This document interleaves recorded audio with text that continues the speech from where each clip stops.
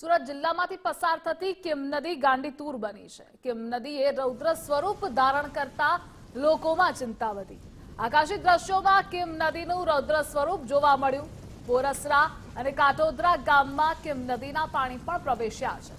પૂરના પાણી ઘરોમાં ઘૂસતા ઘરવખરીને પણ નુકસાન પહોંચ્યું છે। તો મોટા બોરસરા ગામની ચોતરફ પાણી જ પાણી। કિમ નદીના કાંઠાના ગામોમાં પાણી ફરી વળતા લોકોનું રેસ્ક્યુ કરાયું તો અનેક લોકોને સ્થળાંતર કરવાની ફરજ પણ પડી છે। છેલ્લા 2 દિવસથી સુરત જિલ્લામાં ધોધમાર વરસાદ વરસી રહ્યો છે। ત્યારે ભારે વરસાદને કારણે નદીઓ ગાંડીતુર બની છે। ખાસ કરીને સુરત જિલ્લામાંથી પસાર થતી કિમ નદી છે તે બે કાંઠે વહેતી રહી છે। દ્રશ્યો બતાવવાનો પ્રયાસ કરીશ।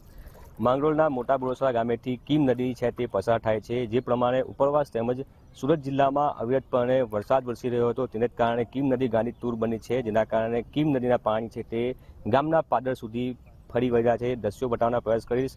માંગરોળના મોટા બોરસરા ગામ છે કે જ્યાંથી કિમ નદી પસાર થાય છે। કિમ નદીમાં પાણીની ભરપૂર આવક થતાં ગામના પાદર સુધી જે નદીના પાણી છે તે ફરી વળ્યા છે।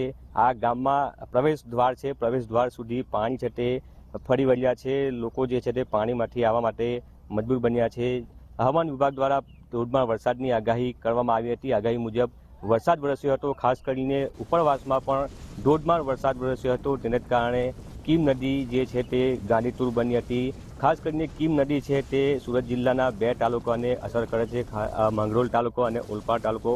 માંગરોળ તાલુકાના પણ કેટલાક ગામો સંપર્ક વિહોણા બન્યા છે। તો ઓલપાડ તાલુકાનું જે કાટોદરા ગામ છે તે પણ સંપર્ક વિહોણું બન્યું છે। રાતના જ જે વરસાદ જે નદીનું પાણી છે તે લોકોના ઘરોમાં ઘૂસી ગયા હતા। ત્યારે ફાયર વિભાગની ટીમ દ્વારા જે ફસાયેલા લોકો છે તેનું રેસ્ક્યુ પણ કરવામાં આવ્યું હતું।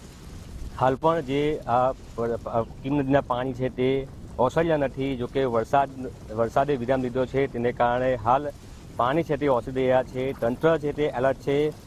કિમ નદીના પાણી વધતા જે કિમ નદી કિનારે આવેલા જે ગામો છે, ખાસ કરીને મોટા બોરસરા, કઠોદરા, બોલાવ, વડોલી સહિતના જે ગામો છે તે ગામોને એલર્ટ રાખવામાં આવ્યા હતા। ત્યારે તંત્ર પણ સાવચેતીના જે તમામ પગલાં છે તે ભરી રહ્યા છે। કોઈ કામ વગર બહાર ન નીકળવા માટે પણ તંત્ર દ્વારા છે તે અપીલ કરવામાં આવી હતી।